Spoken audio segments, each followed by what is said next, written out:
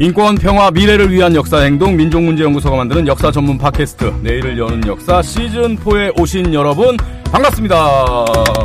반갑습니다. 네, 안녕하세요. 진행을 맡고 있는 MC노 노기환입니다. 시즌4 시작하면서 반일 종족주의를 지금 반박하는 방송을 계속하고 있습니다. 우리 사회에 끼치는 해악이 너무나 많고 그리고 좀 대한민국을 지금 시끄럽게 만들고 있기 때문에 우리 민족문제연구소에서 시간을 할애해서 사실 시간도 아깝습니다만 시간을 할애해서 반일 종족주의 반박을 하고 있고 오늘 세 번째 시간이 되겠습니다.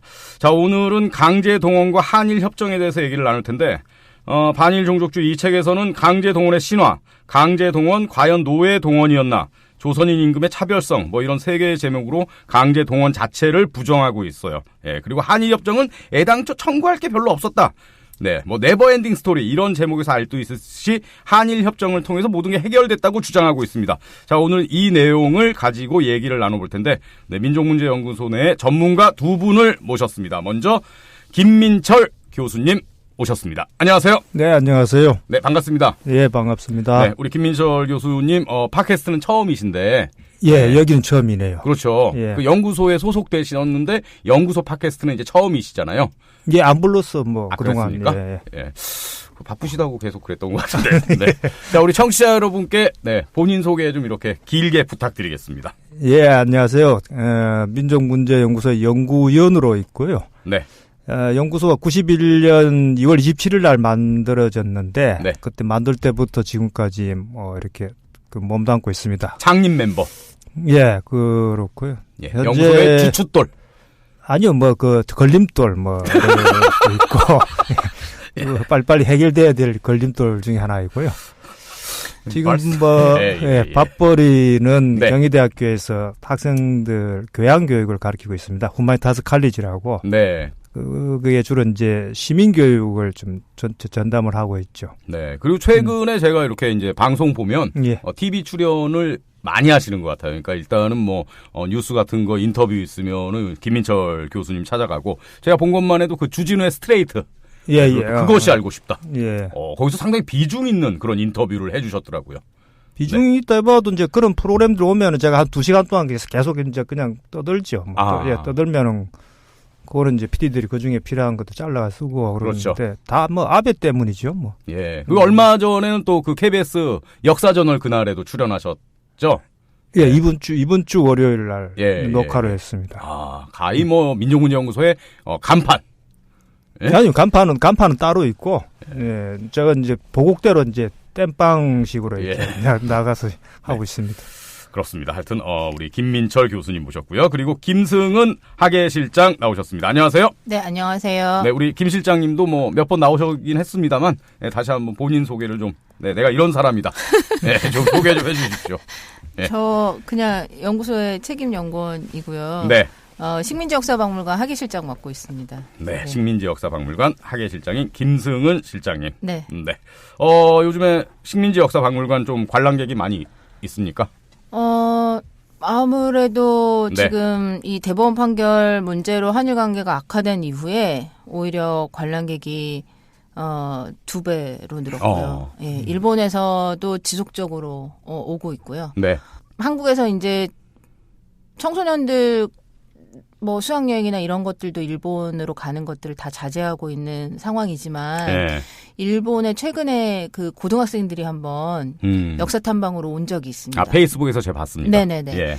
근데 그 친구들이 1년 동안 한국의 역사를 공부를 하고 그리고 현장에 필드워크를 오는 거거든요. 그래서 그 프로그램을 저희가 개관하기 전에 그 지도교사가 오셔서 저희랑 같이 협의를 해갖고 지금 2년째 진행을 하니 이게 얼마나 기특한 일이에요. 그래서 저희가 너무 이제 기뻐서 이거를 보도자료를 냈거든요. 예. 그랬더니 언론 한 4군데서 이제 보도가 나갔습니다. 그랬더니 한겨레 일본어판이 업로드되고서 불과 몇 시간 만에 우익들의 항의가 학교로. 그 학교로? 네. 일본의 그 해당 학교로? 네. 그리고 아이들은 아직 한국에서 필드워크를 마치지 않은 상황이었고, 그런데 해당 학교로 막 공격이 들어가고, 전화가 가고, 막 이래서, 저희가 참 상당히 놀랬고, 오히려 학생들이나 선생님은 정말 돈 주고도 배울 수 없는 정말 일본의 현실, 한일 간의 관계 이런 거에 대해서 깊이 생각할 수 있는 기회였다라고 오히려 담담하게 돌아가서 그 이후에 또 어떻게 되었는지 저희가 좀 관심을 갖고 있고, 네.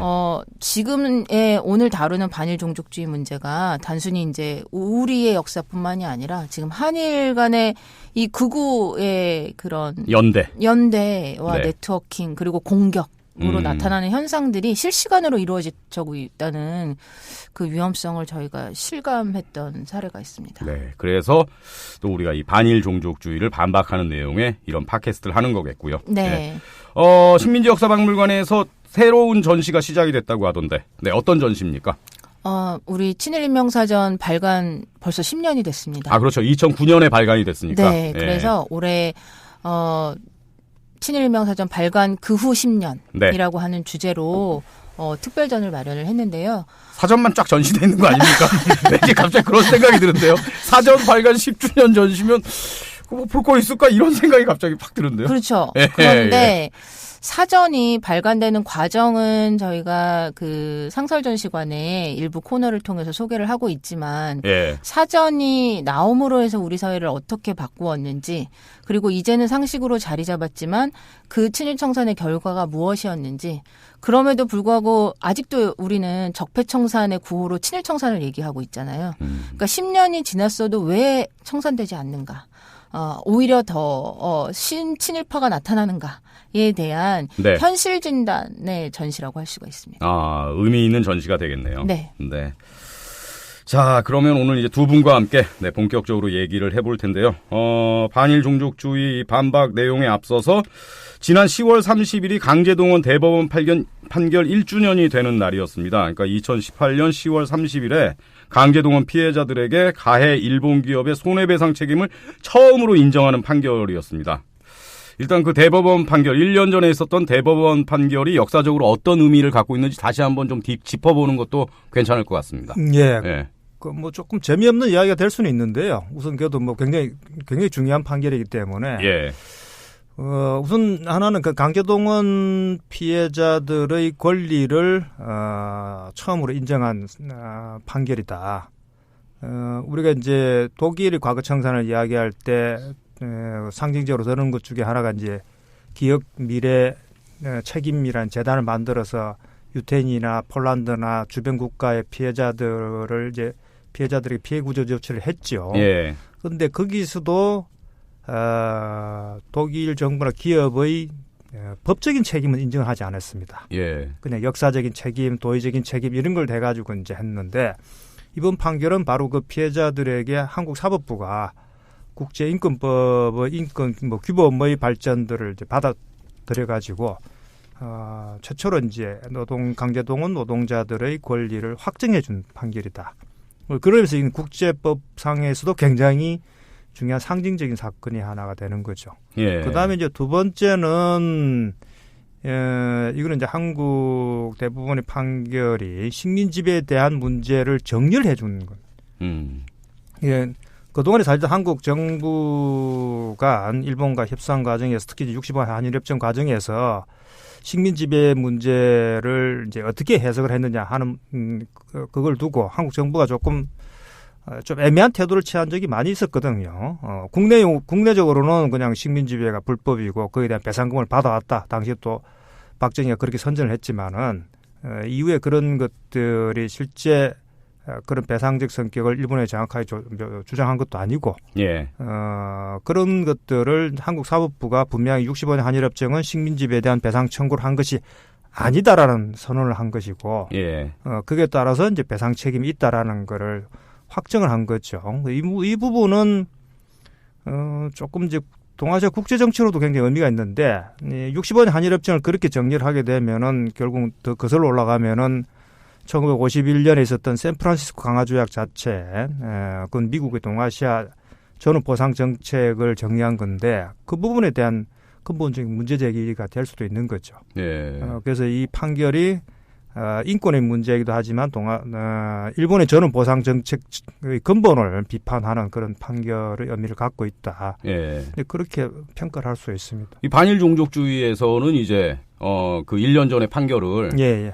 사법 그 재판관 몇 명이 여태까지 있었던 그 한일 관계 근간을 흔드는 그 몇 명이 그렇게 판결을 할 수가 있냐라고 비판을 하고 있는데, 이거는 이제 우리가 다음에 한일 협정 얘기할 때 좀 더 짚어보겠습니다. 예.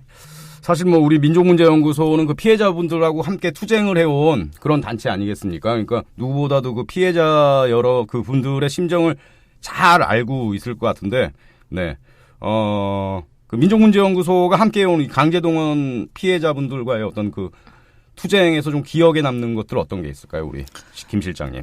저희가 이번 이 강제동원 재판 과정을 통해서 7월 달부터 악화됐던 상황에서 뭐 관람객들도 그렇고 주변의 강의 요청도 그렇고 도대체 왜 이렇게 되는지, 어떻게 보면 왜 이런 문제가 반복되는지 그런 것들에 대한 관심이 굉장히 높아진 것 같아요. 그래서 저희가 그 민족사랑이라고 하는 저희 회보에 특별판으로 강제동원 특집호를 만들었거든요. 저도 받았습니다. 그러셨어요? 네. 회원이시군요. 당연하죠. 아니, 저는 그 회원뿐만이 아니고 말이죠. 네. 박물관에 가면 동판에 제 이름이 딱 새겨져 있습니다. 그렇습니까? 네. 그래서 제 이런 사람입니다. 예? 그런 MC노의 후원으로 만들어진 특집호입니다, 이게. 그래서 그렇죠. 지금 시민들한테 나눠드리고 또 더 읽어보게 하고 학교 현장에도 저희가 배포를 하고 있는데, 바로 이 대법원 판결이라고 하는 게 사법부의 몇 명이 뭐 똑똑하게 하늘에서 딱 뚝 떨어진 그 법사상을 가지고 법의식을 가지고 딱 내린 역사적 판결이 아니라 바로 강제동원 피해자들의 끊임없는 투쟁이 밀고 왔던, 그래서 이제 얻어낸 그런 역사적 판결이라고 하는 점에서 이거를 저희가 꼼꼼하게 이제 작성을 했고, 그리고 민족문제연구소는 뭐 아시다시피 1991년에 만들어졌고, 저희 피해자 운동과 연대해서 본격적으로 운동을 한 건 2000년대부터입니다.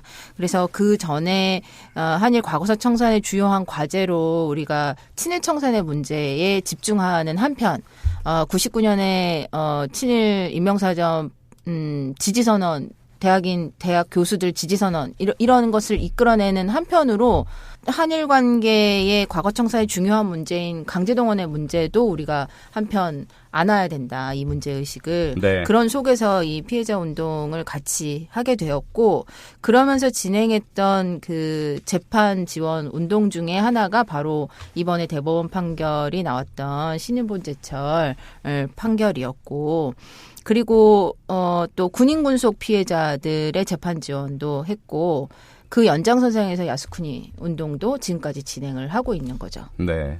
그러니까 1년 전에 대법원 판결이 단순히 판사 몇 명의 그런 어떤 결정이 아니라 피해자와 함께한 그런 많은 사람들의 투쟁으로 밀고 왔던 그 판결이었다. 이 부분을 잘 얘기해 주신 것 같습니다. 이제부터 좀 이 반일 종족주의를 하나하나 좀 깨보도록 하겠습니다. 일단은 우리 김인철 교수님 이 책 읽으셨습니까? 예, 굉장히 도 닦는 마음을 읽었습니다. 중간에 뭐 집어 던지시거나 그러지 않으셨고요? 몇 번 던졌죠. 던졌는데, 그래서 이제 의식적으로 그 아주 혐오 발언하는 것들은 무시를 하고, 이제 주장의 핵심들만 좀 가능한 보려고 굉장히 노력은 했습니다. 그러니까 연구소에서 지난번에 이 반일 종족주의 관련해서 이제 토론회 했었잖아요. 그때 우리 김 교수님 이제 그 발표문 제목이 진부한 레퍼토리, 그러나 악의에 찬 거짓 선동들, 이거였지 않습니까? 정확히 딱 짚으신 것 같아요, 진짜. 그러니까 새로울 게 없는 얘기다, 이런 거 아닙니까? 좀 제목도 조금 진부하지 않습니까? 반일 종족주의. 아니 이 제가 단 제목이. 훌륭합니다. 그래요? 진부한 레퍼토리. 이 새로운 얘기가 아니라는 거거든요. 그렇습니다. 그러나 악의에 찬 거짓 선동들. 학자가 아니란 얘기죠. 선동하는 선동가란 얘기거든요. 그렇죠. 본질을 딱 짚어주신 거죠. 대단한 문장입니다. 고맙습니다. 태어나서 제가 본 문장 중에 최고의 명문입니다. 하여튼 느낌이 딱 오는데, 책을 이제 보시고 전반적으로 어떤 감정을 가지셨는지 한번 좀 얘기해 좀 해주시죠. 우선 이제 책을 보기 전에 그 이승만 TV를 먼저 봤죠. 유튜브를? 예. 그것도 역시 한 두세 편을 보다가 그냥, 이건 더 보면 내가 굉장히, 상처를 입겠구나 해서, 뒤에 뭐 내용들만 조금 확인들 했는데, 예. 우선 놀라운 게 거기서 내뱉었던 이야기들이 거의 그대로 그냥 책에 그대로 실었다는 사실이 우선 저는 좀 충격이었어요. 예. 책을 이렇게도 쓸 수가 있구나. 이게 학자라고 한다라면 과연 물론 이제 대중적인 글쓰기를 하는 거하고 예. 그래 자기 분노 뭐 감정들을 막 담아가지고 이 세상은 다 거짓말이야. 너희들은 전부 틀렸어. 엉터리야. 뭐 이렇게 막 이 글들이 막 전체가 그렇게 이제 묻어 나오거든요. 예. 그러면서 굉장히 정신 건강에 굉장히 해로운 하여튼 해를 끼쳤다는 이제 생각들이 들었고 그래서 그거는 이거는 분명히 사회적으로도 굉장히 문화적으로도 안 좋은 현상이기 때문에 거기에 대해서 이제 연구소가 또 총대를 메고 어떤 식으로든 대응을 해야 되겠다. 그런 생각들이 좀 들었습니다. 네. 우리 김 실장님, 김승은 실장님은 이제 이 책이 그 유튜브 이승만 TV 그 방송한 걸 거의 그대로 쓴 책이잖아요. 근데 그 유튜브 방송을 강제동원 피해자 유족분들하고 같이 보셨어요? 화내는 분들이 상당히 많았을 것 같은데요. 그때 보면서. 네. 분위기가 격앙됐을 것 같은데요. 우셨어요. 너무 분해서? 네. 그러니까 내가 버젓이 아버지를 뺏겼고, 지금도 찾을 수 없고, 지금도 그 기록을 찾기 위해서 내가 지금 애쓰고 있고, 여전히 아스쿠니에 합사되어 있는 아버지 이름을 빼지 못해서 여전히 모욕당하고 있는데, 같은 한국 사람에게서조차 이런 모욕을 당한다는 거를 도저히 참을 수가 없다. 저들은 과연 왜 나한테 물어보지 않는가? 강제동원의 피해를 왜 나에게 물어보지 않는가? 저들은 도대체 뭘 가지고 공부하는 사람들이냐? 이런 얘기를 사실은 제가 이렇게 전달해서 그렇지. 네. 너무 많은 보통의 요구로 표현할 수 없는 분노를 담아서 그 화면에 대고 이렇게 정말 우시는데 저희가 참 할 말이 없었죠. 진짜 분위기가 그랬을 것 같습니다. 예. 자, 그러면 오늘은 이 반일 종족주의에 있는 이 강제동원 부정론에 대해서 좀 얘기를 나눠보겠습니다. 네. 일단 우리 김민철 교수님은 반일 종족주의를 주장하는 그런 인간들을 역사 부정론자라고 말씀을 하셨죠. 네. 어떤 의미에서 역사 부정론자라고 말씀을 하신 건가요? 원래 이제 학계에서는 역사 수정주의라는 단어가 있습니다. 네. 그게 이제 주로 1980년대 이후에 독일에서 이제 홀로코스트를 부정하는 논리들이 나왔죠. 네. 그래서 이제 기존의 역사 이론에 대해서 그걸 이제 새롭게 해석을 하는 것들인데, 그러면 모든 역사가 사실은 수정되는 건데, 다시 해석되고 수정되는데, 왜 굳이 이 사람들에게만 역사 수정주의라는 용어를 붙였느냐 하면은, 그런 이제 그런 홀로코스트 자체를 갖다 전면적으로 부정했으니까, 그게 10년 후에 일본으로 건너가서 일본에서 일본군 위안부는 없었다라는 주장과 같은 맥락이죠. 예. 그래서 일본에서는 그거를 이제 자칭 자유주의 사관론이라고 이야기도 하긴 하는데, 자기들이 자유주의 사관이죠. 그래서 그걸 통칭해서 역사 수정주의라고 일반적으로 학계는 그렇게 이제 부르고 있습니다. 그런데 거기에 대해서 제가 좀 불만이 이제 있는 거죠. 첫 번째는 역사라는 거는 그렇게 끊임없이 재해석되고 수정되는데, 이 사람들한테 그거를 특화시켜서 규정하기에는 뭔가 좀 적절하지 않은 것 같다. 그렇죠. 저같이 배움이 짧은 사람한테는 이게 긍정적으로 들릴 수도 있다. 그렇죠. 용어 자체가. 그렇습니다. 그래서 이제 보통 하면 그 홀로코스트 부정론자 또는 일본군 위안부 부정론자, 이렇게 역사 사실을 부정하는 사람들이 그런데 그것도 사실은 좀 너무 큰 개념이긴 합니다만, 그래서 강제노동 이제 부정론자라든지 이렇게 이제 좁혀서 부르는 방식이 있는데, 이 반일 종족주의 쓴 이 인간들은 식민지 역사 부정론자 아닙니까 거의? 그렇죠. 사실은 이제 그 사람들한테는 식민지라는 사회가 제가 보기에는 없습니다. 그냥 일반적인 그 주권이 박탈된 사회가 그냥 정상적인 사회인 것처럼 이해를 하고 있는 것 같아요. 합법적인. 왜냐하면은 기본적으로 식민지라는 거는 범죄입니다. 그렇죠. 그게 지금 국제인권법의 관점이나 또 2001년에 남아프리카 더반에서 전 세계 수반들이 모여가지고 이제 더반 선언이라는 걸 했는데. 2001년에요? 예. 거기서 이제 한 거는 뭐냐면은 노예제나 노예무역 이런 인신매매 이런 것들은 반인도적인 범죄다. 예. 이게 국제사회가 모여서 서로 대통령이나 총리들이 거기에 서약을 했습니다. 네. 물론 거기에 두 나라가 사인을 안 했죠. 회의하다 이제 지쳐나간 거는 미국이고, 일본도 사인 안 하고, 영국은 그냥 동의를 하긴 했는데, 그게 이제 국제사회의 이제 일반적인 기준이거든요. 그렇죠. 근데 그 노예제의 역사적 기원이 어디 있냐? 바로 식민주의에 있다. 그렇죠. 예, 그래서 이게 19세기의 식민주의라는 게 이게 하나의 범죄 행위다. 그래서 왜 범죄냐? 식민지라는 건 기본적으로 폭력에 의해서 지배되고 있는 겁니다.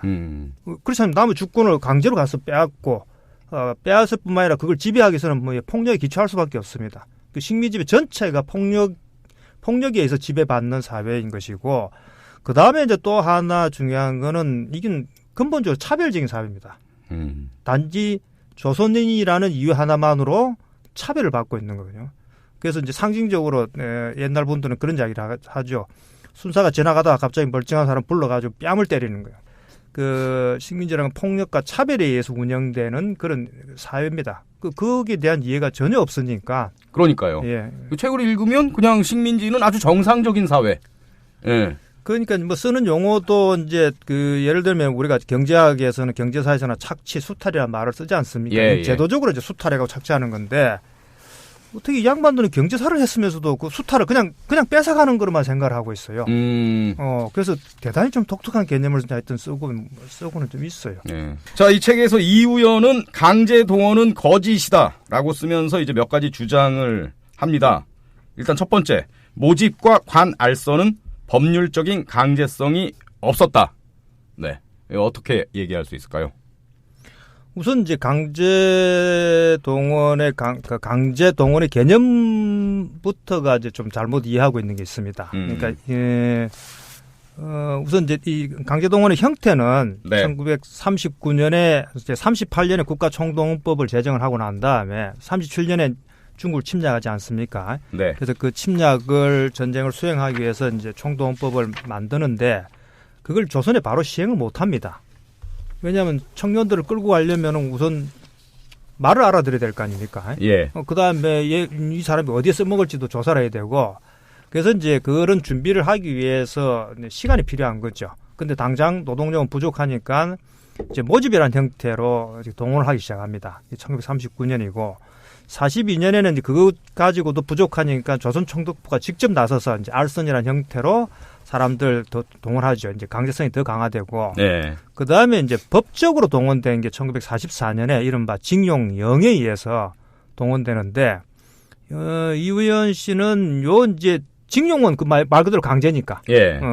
그건 굳이 강제로 따지면 그것만 해당되는 거고, 나머지 앞에 모집이나 관할서는 자기가 돈 벌러 간 거다, 자발적으로. 예. 그러니까 강제 동원이 아니다라고 이제 주장을 하고 있는 거죠.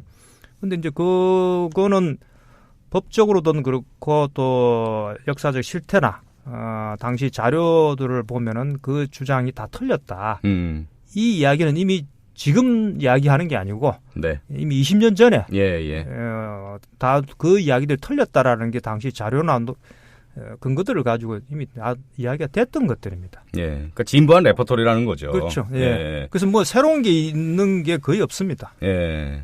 자발적으로 돈 벌러 간 사람들이고, 예. 일본에 대한 로망이 있으니까.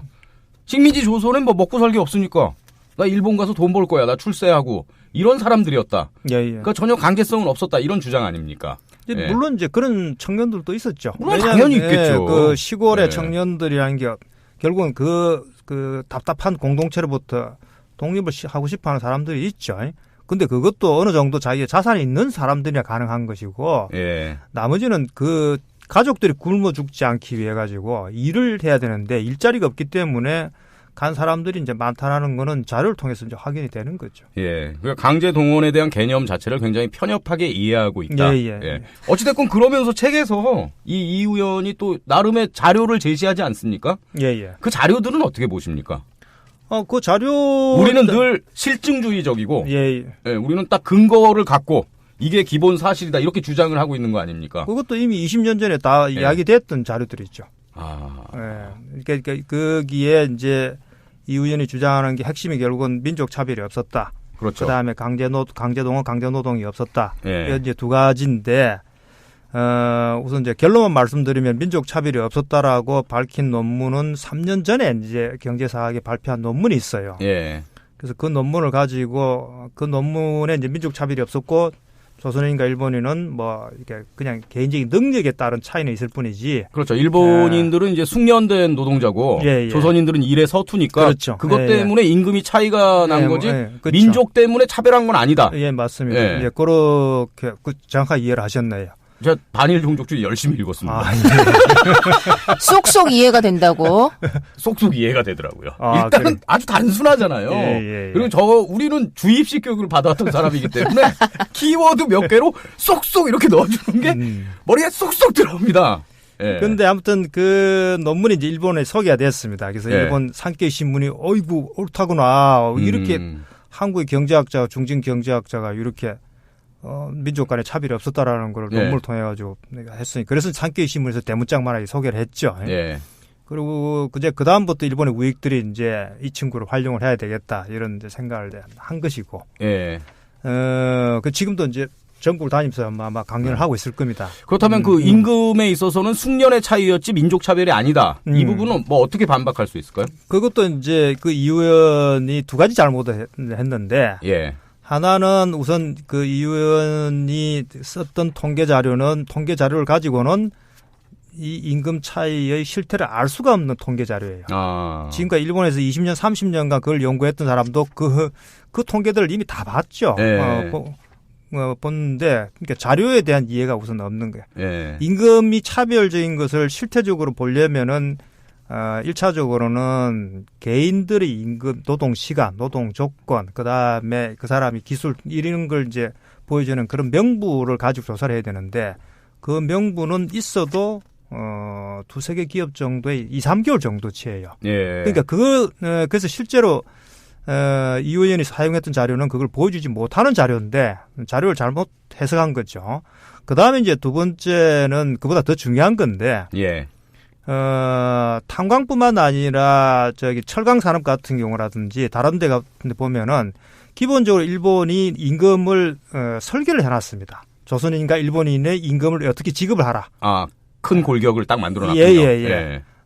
그거는 이제 기본적으로 1920년대, 30년대의 기본 설계는 뭐냐면 똑같은 일을 하더라도 일본이 많이 40엔을 받으면은 조선인은 20엔을 받도록 되어 있습니다. 이게 총독부의 관료들도 그렇고, 그러니까 총독부의 관료 시스템이 그렇기 때문에 그게 그대로 조선 사회에 적용이 된 거죠. 그래서 20년대 각종 임금 통계 자료들을 보면은 그렇게 2대1로 규정이 되어 있습니다. 근데 이게 이제 그 이유는 뭐냐? 조선인이 열등하기 때문입니다. 그 논리가 이제 식민주의죠. 조선인이 열등하기 때문에 그냥 절반을 받는 게 그게 정당한 거다라는 거예요. 이게 기본적인 차별적인 인식이고 차별적인 시스템이죠. 다만 이게 전쟁 말기로 가면 그게 좀 줄어듭니다. 왜냐하면은 일단은 제일 중요한 거는 뭡니까? 전쟁을 하기 위해서는 석탄을 채굴 해야 되지 않습니까? 그렇죠. 더 깊이 들어가야 되고 더 위험도 높아지고 질도 떨어지고 그러면은 조선인들의 석탄 채굴의 동기를 부여하기 위해서는 2대1의 차별 구조는 이거는 문제가 많다. 그래서 그걸 좀 좁혀주긴 하죠. 그래도 기본적으로 일본인 임금의 약 60 내지 70%를 주는 걸로 그렇게 설계가 되어 있습니다. 그 뒤에 이제 나중에 몇 가지 자료들을 보면은 분명히 알 수가 있는데 예를 들면은 가령 처음에는 1개월 때는 일본 조선인이 똑같이 1인분 하는 성인 1인분의 역할에 이제 70% 정도만 줍니다. 그럼 2달 지나고 나면 너는 이제 80%까지 돼. 그다음에 4달째 되면 어떻게 되냐면은 일본인은 100%를 주면은 조선인은 90%를 주게 됩니다. 그렇게 설계를 해놨습니다. 그러니까 이게 이제 기본적인 구조죠. 그래서 홋카이도 탄광 같은 경우도 보면은 되게 그 구조가 일본인의 많으면 80%까지 그런 시스템으로 운영을 해라라고 되어 있기 때문에 근데 그거는 이제 그 부분에 대해서 이 의원이 전혀 언급을 하지 않고 있는 거죠. 그리고 그거는 이미 그 전에 이미 그 전에 학자들이 그 자료들을 다 공개를 하고 다 이야기를 했는데 그러면 만약에 이 의원이 지금 와서 그 이야기 차별이 없었다고 이야기한다라면은 그 자료들에 대한 비판을 해야 되지 않겠습니까? 예. 소개를 하든지. 그렇죠. 그게 없죠. 예. 그러면 이제 둘 중에 하나죠. 안 받거나 예. 아니면 보고도 본인이 해석할 수가 없으니까 무시했거나. 제가 보기에는 의도적으로 본인이 해석 불능이니까 무시한 게 아닌가 그런 생각이 듭니다. 예. 이 민족 차별이나 강제 동원에 대한 이런 그 증거는 이렇게 차고 넘치는데 이 저자들은 어떤 목적으로 이런 주장을 하는 걸까요, 김승은 실장님? 네? 저는 그게 제일 궁금하더라고요. 이 사람들은 왜 이러는 걸까? 뭘 얻고자? 이 사람들이 갑자기 등장한 건 아니죠, 물론. 네, 한 건 아니지만 예. 어쨌든 이우연 연구가 일본에서 각광을 받은 시기가 네. 바로 메이지 산업유산 등재 직후거든요. 그럼 한 2015년 정도? 네네네. 예. 그래서 일본 내에서도 네. 강제동원 부정에 대한 그리고 현장에서의 증언 이런 것들을 다 부정하기 시작하면서 그것을 뒷받침하는 연구가 나와야 되는데 그걸 한국 사람이 한 거예요. 금상첨화죠. 네. 일본 입장에선 금상첨화네요. 네. 그래서 규슈 대학의 이 탄광과 관련된 그런 자료들이 많이 있는데 아무도 못 본 자료를 이우연한테만 제공을 해서 연구를 하게 지원한다던가 아니면 각종 학회에 부른다거나 이렇게 해서 서로 윈윈하면서 이러한 연구들을 만들어내고 있는 거죠.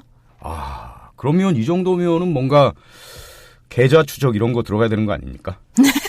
저희가요? 아니요, 윤석열이. 네. 수사권이 없으니까. 그러니까 윤석열이요. 그렇게 잘 파는데 탈탈탈 잘 터는데 이런 걸 털어야 되는 거 아닙니까? 대한민국 검찰이면? 버젓이 그 제네바의 유엔에 가서 이런 연구를 국제적으로 밝히는 국제회의 석상에도 불러내세우고 이런 지경이 벌어지고 있으니까요. 더 적극적으로 이것에 대한 대응을 하지 않을 수가 없어요. 사실 말씀하셨다시피 20년이 지난 낡은 주장을 가지고 마치 새거인 양 얘기하기 때문에 MC노도 읽으면서 이게 새롭게 느껴지셨다고 이렇게 얘기하셨잖아요. 그런 것까지 정치자 여러분한테 다 얘기하고 그럽니까? 창피하게. 네. 요즘 젊은 친구들 이야기로는 신박하다 그러나요? 근데 저 같은 일반인의 입장에선 제가 무슨 역사 전공자도 아니고 학교 때 공부를 잘했던 사람도 아니고 그냥 일반적인 수준의 저처럼 역사 지식이나 역사 인식을 갖고 있는 사람 입장에서는 한 번도 안 들어본 얘기잖아요. 그렇죠. 한 번도 안 들어본 얘기니까 일단은 새로운 건 혹하게 돼 있습니다. 대중은. 새로운 거에 더 민감하게 마련인 거거든요. 그러니까 여태까지 들었던 건 좀 낡게 느껴지고 그러니까 이게 맞나? 그러니까 더 위험한 거죠. 이 책이. 그렇습니다. 그러니까 지금 10만 부 넘게 팔렸다는 거 아닙니까? 네네네. 독보선처럼 퍼져나가고 특히나 제 친구들은 저보다 더 무식합니다. 여기서 갑자기 제 친구들은 더 무식하기 때문에 거의 책을 안 읽습니다. 네. 근데 이 책을 산 친구를 진짜로 봤어요. 책까지?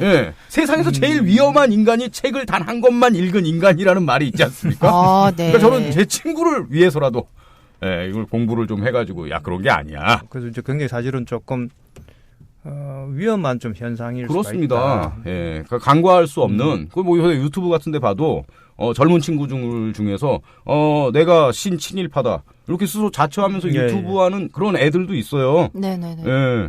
그 옳은 길로 이렇게 인도해야 될 거 아닙니까? 바른 길로.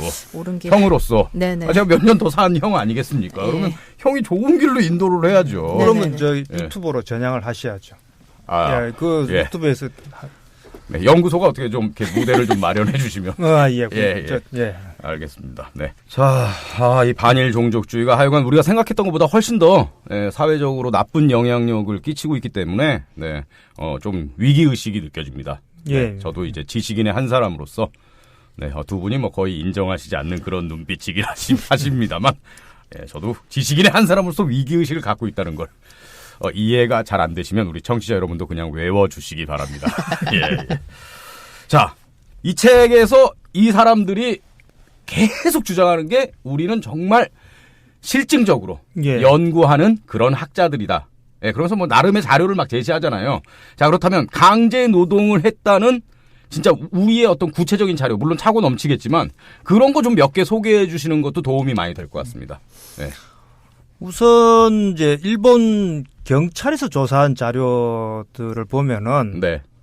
1939년에 모집으로 간 사람들이 자발적으로 돈 벌러 간 사람들이 그게 한 40% 정도가 도망을 갑니다. 자기 탄광에서 탈출하는 겁니까? 예, 탈출하는 거죠. 네. 그거는 이제 뭐 여러 가지 이유 때문인데 그럼 그건 자유롭게 간 게 아니죠. 자유노동이라는 거는 노동에는 자유노동과 노예노동 그다음에 그 중간에 강제노동이 있는데 강제노동이라는 거는 자신의 의사에 관계없이 그 노동이 강요당한 걸 일체를 이제 강제노동이라 하거든요. 그게 이제 대한민국 그 특별법에서 그 개념을 적용해서 39년부터 45년 사이의 동원을 다 그렇게 이제 규정하고 있는 건데 그러면 자유롭게 간 사람이면 도망을 갈 이유가 없지 않습니까? 그렇죠. 강제니까 그 도망을 간 거죠. 이 조건에 맞지 않기 때문에 그게 대개 40%에서 50%. 어이고, 거의 반이네요. 그러면. 그래서 이제 그렇게 그 증거를 왜 도망갔느냐, 작업 조건에 대한 불만들, 그다음에 뭐 선동들, 그 중에 이제 이 의원이 이야기하는 뭐 의도적으로 도망가기 위해서 간 사람들. 그 경우가 전체 도망자의 한 10% 정도, 15% 정도가 되죠. 그러면은 이제 그런 부분이 있긴 있는데 그거를 이 의원은 그 전체로 갖다가 확대 해석을 했다는 이제 문제가 있는 거고. 그러니까 자료가 막 있으면 자기한테 유리한 것만 이렇게 쏙 씹어서 그게 전체적인 진짜 사실인 것처럼 이렇게. 그렇죠. 전형적으로 이제 자료를 극히 일부분의 자료를 그 문제의 본질과는 관계없는 자료들을 이제 가지고 일반화시킨 이야기들이 되는 거죠. 그러니까 100명이 만약에 일본으로 일을 하러 갔다. 근데 물론 그 가운데 한 뭐 10명 정도 많이 잡아서 한 10% 정도 자발적으로 갔다.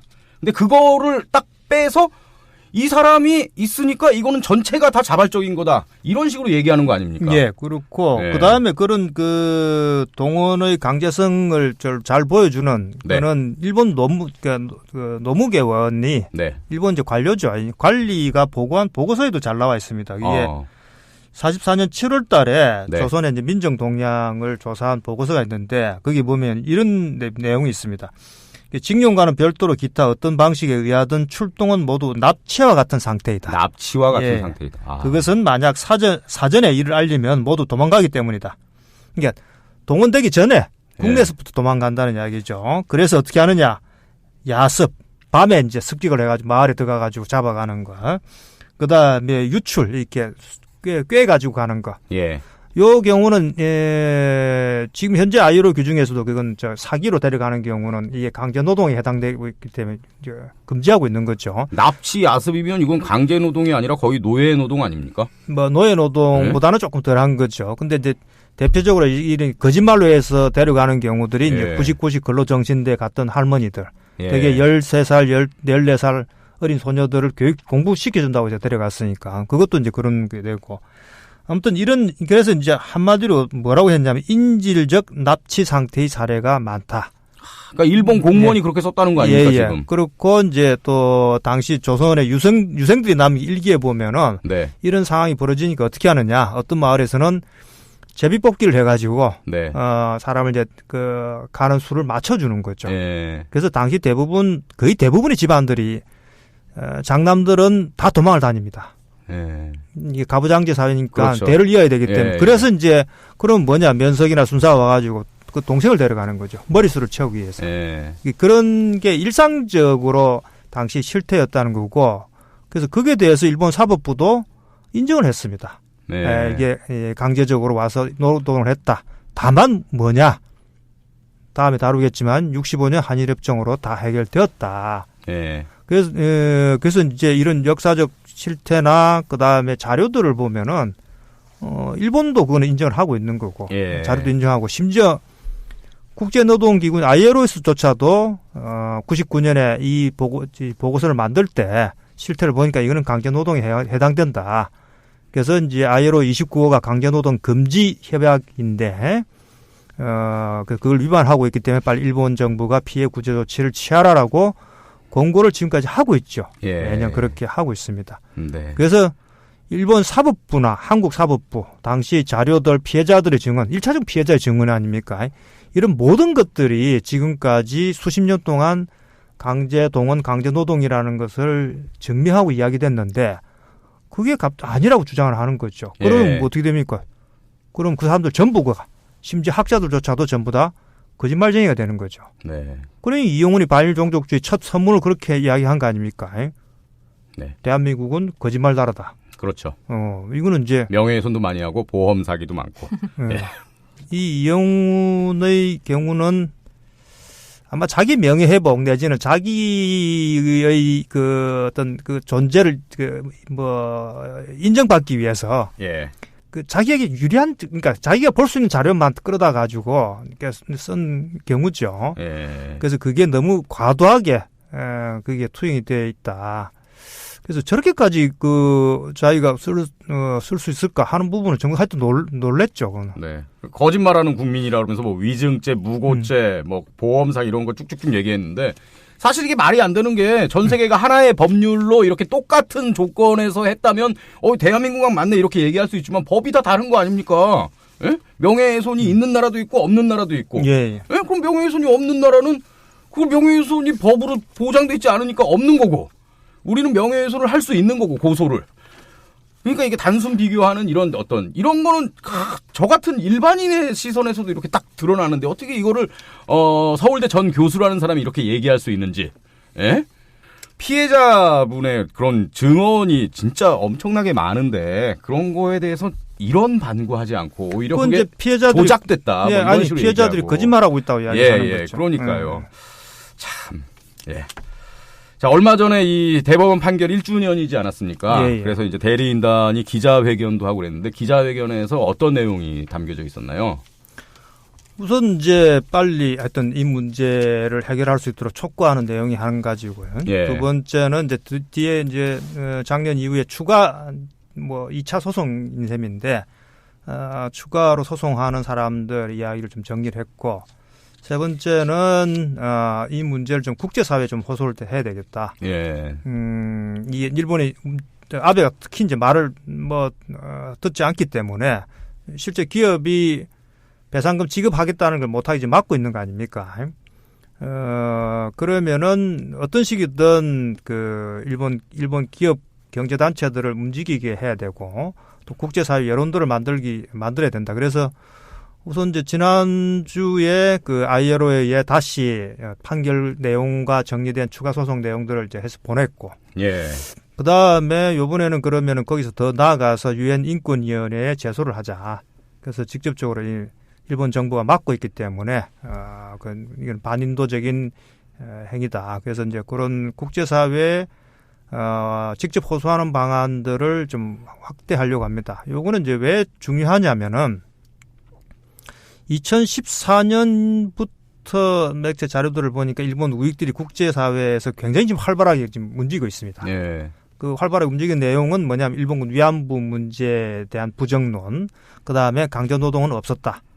그러니까 이름조차도 강제동원 피해자가 아니고 아베가 이름을 뭐로 바꿨죠? 구한반도 출신 노무자. 구조선반도 출신 노무자. 이 개념을 바꾼 거는 굉장히 목적이 있습니다. 그렇겠죠. 예, 강제노동 자체를 부정하기 위해서 예. 그 개념 자체를 바꾼 거죠. 그 전에 징용공이라고 불렸던 예. 것을. 네. 징용공에서 구조선반도 출신 노무자. 출신 그게 뭐야? 자발적으로 돈 벌러 온 사람들이 아니죠. 그러네요. 예. 예.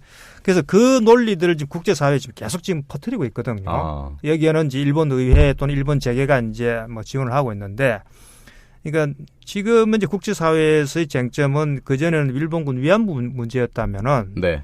몇 년 전부터 그리고 향후, 네. 강제노동 문제가 굉장히 중요한 의제로 제기될 수밖에 없습니다. 이 싸움은 길게 가게 되기 때문에.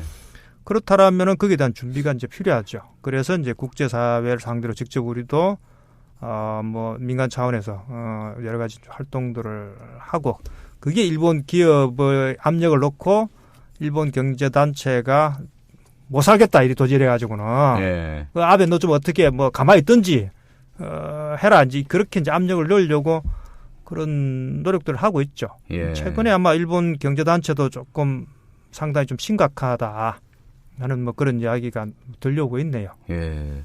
말씀 들어보니까 민족문제연구소가 할 일이 더 많아질 것 같습니다. 예. 그리고 그런 아베 논리에 예, 힘을 보태고 있는 게 바로 이 반일 종족주의를 쓴 이 인간들이다. 네.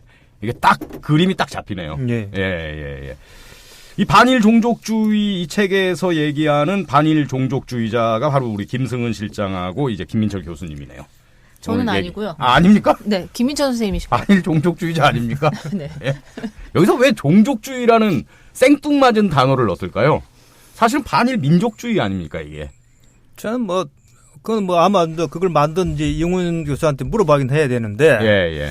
두 가지 의도가 있을 것 같아요. 하나는 두 가지 의도. 예, 하나는 이제 반일 민족주의라고 했을 경우에 이거는 굉장히 공격을 받을 수 있겠다 하는 약간 그런 좀 전술적인 판단을 한 게 있을 것 같고. 야, 너 민족주의까지 부정하는 거야? 뭐 이런 식의. 그러다면은 이거는 왜 그 말에 대해서는 그러면은 그냥 잘 모르는 사람도 그럼 넌 도대체 뭐냐? 뭐 이렇게 이제 그걸 피해가기 위한 약간의 좀 잔머리를 쓴 게 아닌가 하는 생각도 있고. 근데 사실 그보다 더 본심이라고 해야 될까요? 본심. 책에도 써놨는데. 네. 민족주의라는 개념은 굉장히 정치적인 개념입니다. 또 이념적인 개념이고. 종족주의는 그런 게 아니에요. 그냥 아주 본능적이고 원시적인 개념인 거야. 샤머니즘. 예. 그러니까 그 이야기 논리 구조가 이렇지 않습니까? 한국 사회는 지금 거짓말하고 있다. 거짓말하고 있는 특히 이제 한일 관계에서 거짓말을 하고 있고 그 거짓말의 배경을 보니까 원천을 보니까 한국 사람들이 잘못된 그 샤머니즘 원시적인 종교 수준의 반일 종족주의에 빠져있기 때문이다. 그래서 자기들이 학자적 양심을 가지고 또는 위대한 또 사명감을 가지고 이거 싸워야 되겠다라는 게 저 책의 논리죠.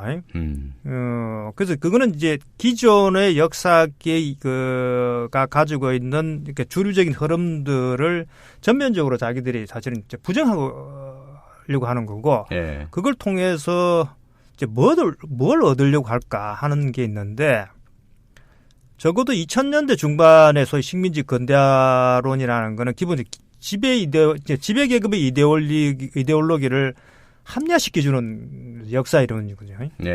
적어도 이제 거기까지는 소위 식민지 근대화론이 어떤 하나의 역사 이론으로서 상대할 만한 가치가 있었다. 이제 문제 제기한 측면들에 대한 논쟁은 가능하죠. 근데 제가 보기에는 본질적으로 그거는 지배 계급의 이익을 대변하기 위해 아주 철저하게 역사적으로 대변하기 위해서 나온 이론이라고 생각되는데 저 부분은 이제 그걸 넘어선 거죠. 훨씬 넘어선 거여서 이게 도대체 심리적으로 뭘까? 뭘 인정받고 싶어서 그렇게 하는 걸까?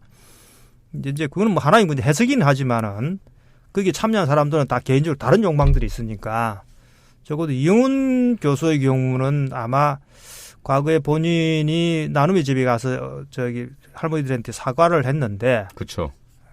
사실은 그 사과를 한 게 그게 퍼포먼스든 뭐든 간에 그거를 할머니들이 제대로 이제 받아주지 않았죠. 그게 아마 이용훈 교수한테는 굉장한 큰 상처였는데, 내가 사과까지 했는데 안 받아줘. 그러면 좋아, 그러면 내가 해볼 테야. 그래서 이제 그 이후로 나오는 것들은 일본군 위안부가 전부 거짓말이라는 것들을 증명하기 위한 일본 우익들의 논리들만 계속 동원한 거 아닙니까? 그런 굉장히 좀 병적인 그런 것들도 들어있다. 그러니까 저거는 이제 한국의 보수주의자들도 보기에는 사실은 부담스러운, 그러면서도 뭔가 현재 한일 관계가 나빠지는 것에 저런 것들이 작용하고 있기 때문에 저걸 이제 계속 유포하고 있고 그렇지 않나, 그런 생각이 듭니다. 진정한 보수주의자라면 사실은 이 책 모아서 거의 화형식을 할 정도로 그렇게 분노해야 되는 거 아니겠습니까? 진정한 보수주의자라면. 한국에 진정한 보수주의자가 얼마나 있는지 잘 모르겠습니다. 근데 기본적으로 우리 상식적으로 생각하면은 뭔가 새로운 이론을 이야기하거나 그걸 하려면은 기존에 나왔던 주장들을 제대로 이해를 해야 되지 않습니까? 그걸 토대로 해가지고 자기 주장을 해야 되는데, 저 책은 그렇지가 않죠. 그냥 공격을 하는 거예요. 공격을 하는 거고, 그 공격의 기본 논리는 한국 땅에서 보수 정치인들이 기존의 역사 이론이나 역사 교육은 전부 빨갱이 교육이다. 좌파들이 그 심지어 그러면 교과서조차도 전부 이게 종북 좌파 사가에 빠져 있다. 이렇게 이제 공격을 하고 있지 않습니까? 단순히 그 수준의 책이죠, 그냥. 예. 물론 그러면 진짜 역사 선생님들이 굉장히 불쾌하겠죠.